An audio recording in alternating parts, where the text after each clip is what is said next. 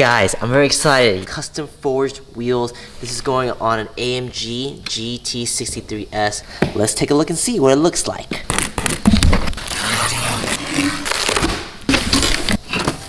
Oh, whoa. Oh, those are nice. Those are real nice. That's nice. As you start venturing into premium forged wheels, quality is expected across the board, but the details in the design and how it's made is where you start separating the best from even the best. Starting in the center, we have a satin black finish with a multi-spoke directional design. It can take 8 to 10 hours of machining to do all these design cuts, and that's just one wheel. But these cuts aren't just for looks. All these factor into cutting out weight to make them as light as possible without sacrificing strength.